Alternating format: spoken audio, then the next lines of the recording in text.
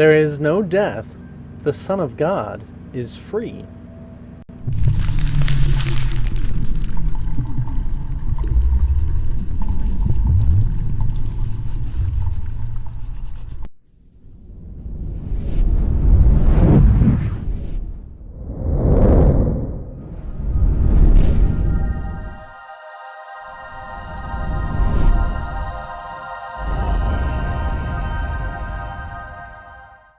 It's a very interesting thing as you're really starting to get into this and attempting to comprehend it.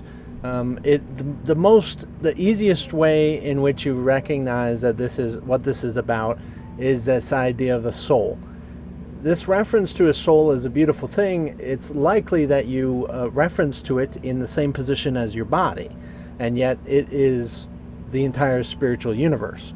It is not disconnected in any sort of way of saying it's here and not everywhere.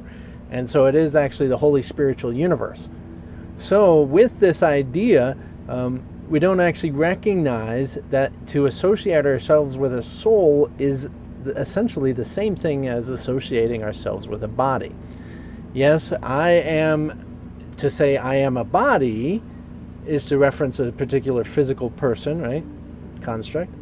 To say I am a soul or I am spirit is perfectly acceptable in the same fashion as a body is, and even a lesson talks about it as we got into that.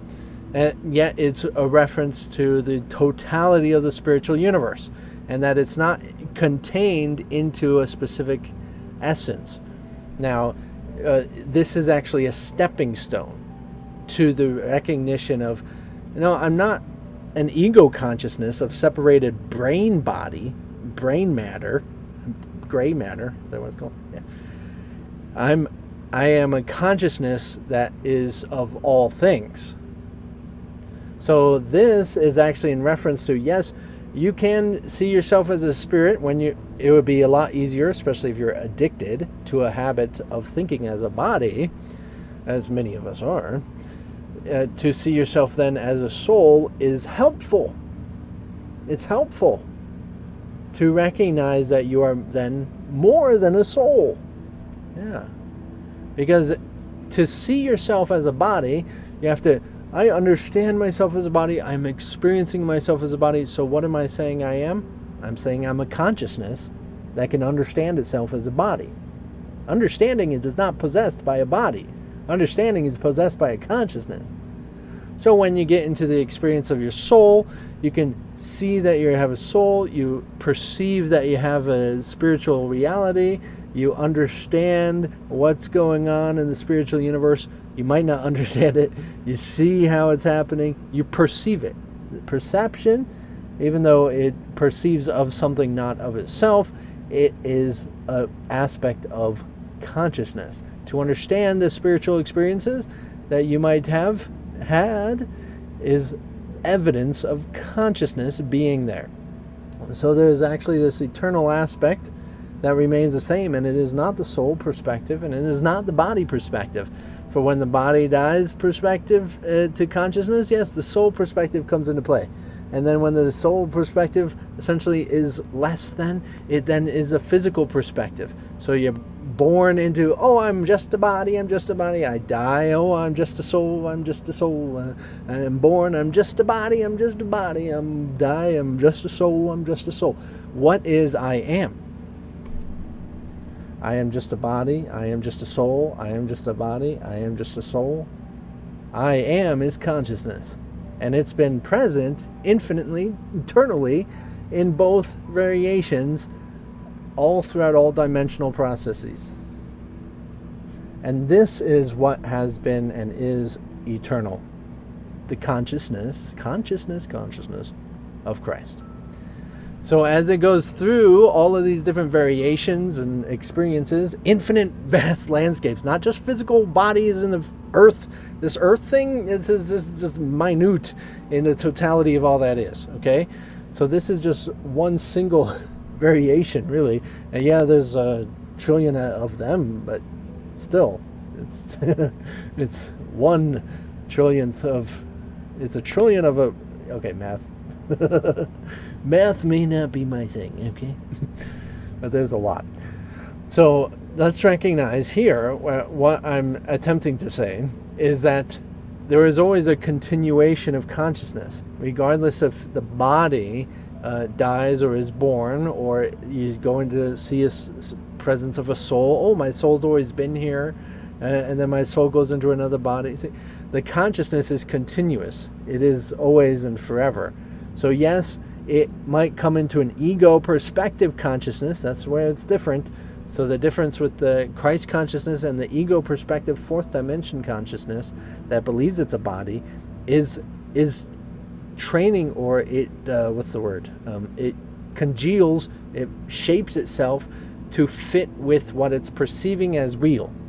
So this is still your Christ consciousness, but it's congealed into a shape of believing it's a body. So now you're dealing with thinking about bodies and trying to understand why you have that pain.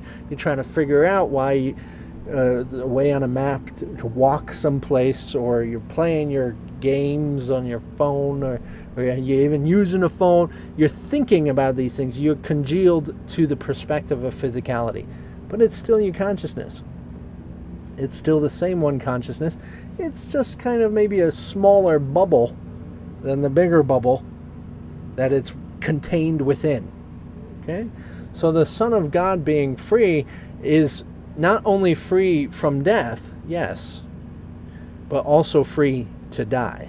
If it so chooses to think that it's dying, you can experience that anytime.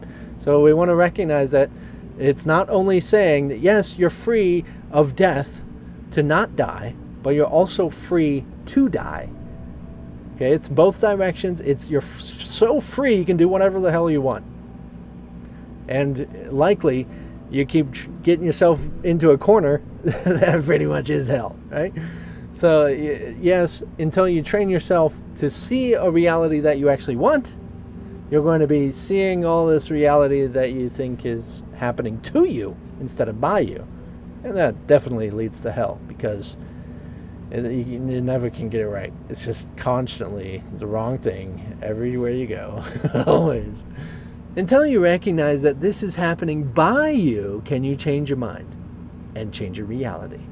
You change what seems to come back at you, what seems to be your life you're living.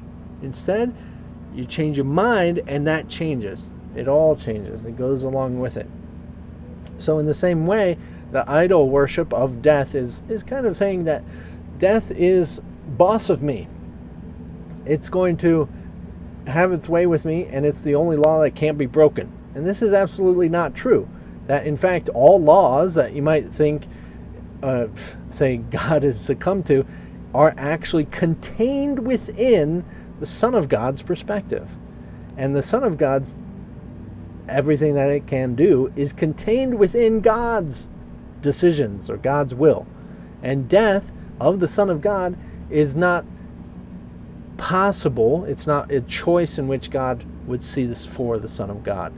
So it's entirely impossible. Now we're saying that this choice stuff like it's an actual person, but it's a recognition that it is absolutely eternal.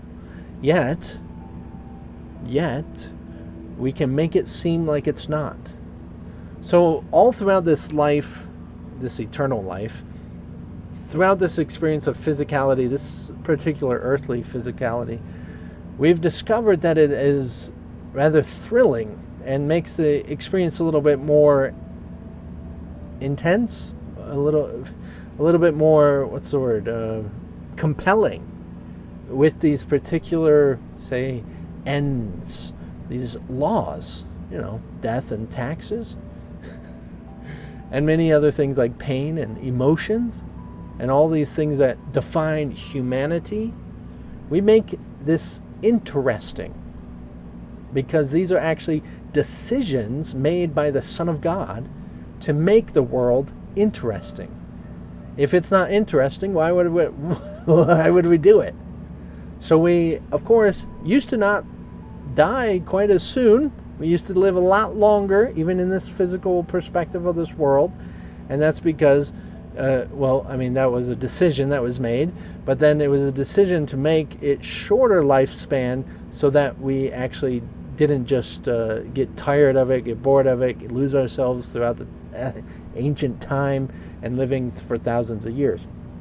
So instead, we saw ourselves pushing for more compassion, passionate living and everything, because we recognize that death is inevitable.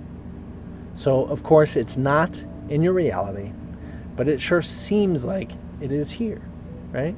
It seems like it because that is a decision made by the authority of the Son of God. And you have to succumb to that until you recognize that you are, in fact, the Son of God. That you have to actually make the decision from the same place that chose it in the first place. If you don't understand why we chose it in the first place, you would never make the decision against it. It doesn't matter how much you say, oh no, I'm free, the Son of God is free, I don't believe in death. You're still going to die until you recognize why we chose it in the first place. Why did we choose it in the first place? Really recognize it. Not through concepts, not trying to understand what I've said, but say, finding out who you actually are.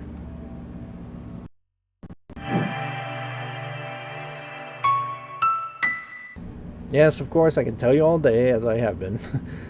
You are the Son of God, one with God, and yet, of course, that's just ideas, right? That's just thoughts, that's just understanding, and yet it's not going to bring you the truth. Only you can bring yourself to the truth. You're awakening it within yourself. You're awakening this all throughout your experience. And now, take this opportunity, take this healing process to recognize that that's what you're doing, is discovering the reality, the authority, it's a pretty strong word, authority of Christ. It's right there, still within you.